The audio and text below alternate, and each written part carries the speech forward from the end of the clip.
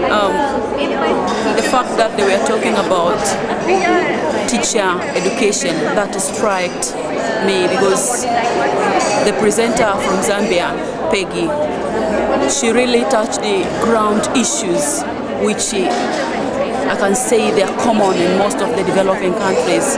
For example, the issue of resources, the issue of teacher motivation in terms of salaries, accommodation. These are things which are really challenging, not necessarily in Zambia, but some of the countries, for example, in East Africa, Tanzania in particular, we are also facing the same challenge. I'm here studying, but at the same time I'm thinking about what is going on in our countries and what should we do. And this conference, or this seminar I should say in particular, it is trying to address those issues. We have heard different presenters. They were all talking about what should we do in terms of improving quality in the developing countries in Africa in particular. This is really challenging, but again, should we stop because we have problems in Africa? No, we need to continue struggling to improve our education, to improve gender, and strike a balance until we attain 50-50 in education. Thank you very much. What I've been struck by is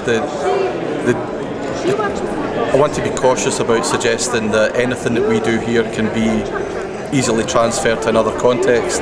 Most of my work is about global citizenship education in Scotland, working with teacher trainees and others. And the temptation when you hear about the difficulties in other contexts is to say, well, we have a solution here that we can export. So it's constantly reminding myself that you have to think about the local context, and that what appears to work for us might not work elsewhere, but it's trying to strike that balance, because I think we do have some things to say, for example, around methodologies and working with large numbers of young people. So we have something to offer, but it's how we explore that effectively with others is really important. Well, the presentations have all been extremely inspiring, really, because they all are relating into what we're trying to do.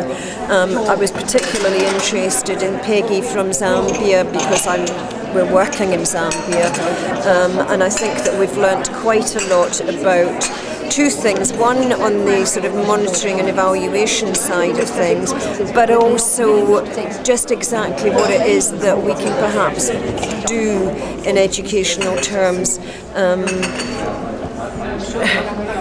We have so many different ideas, sometimes the simplest ones, and maybe I'm actually trying to make things a lot more complicated than they should be. So I think if I've learned anything from Peggy, it's keep it simple, stupid. I found it very interesting and very educating.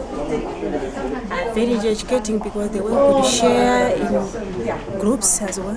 When it came to gender, it was so touching because I'm from Malawi, and the experiences which people were giving very touching, because most of the people from the group, they also work in Malawi, so they have seen how we live there. And then when it came to sharing, I got something from them that really people are with us, they are supporting us in a very special, and they have that spirit that they can continue supporting us, because in their discussion they are also looking forward to develop people such as like us, that we should not remain there. We should be helped with different ways, that we should also be at that area whereby, more especially on gender issue, they mentioned girl child education. A woman, how can a woman be empowered like that? I like that one. I really liked that one. And also even the way of assessment, evaluating, whenever you do something, any project and the like, it's really important to evaluate where you are and where have you been? And where are you? And what is your way forward? In that way, I found this session very important. In short, this is what I can share with you. With the limited resources that we have, the best way to get resources on board so that teachers have access to them is to have a well-established internet access in the school. With that, teachers will download information that they need from the website, from the internet, and in return use it in the classroom for the teaching process. And that would really improve quality of education because we would have access to most recent information other than the books that we use, which are very old books, that the information that is there is not up to date to what is happening in the world this time around. And in terms of pupils themselves engaging in the class, is that something that you know, because the class sizes are so big, is that something you find you're able to put or not?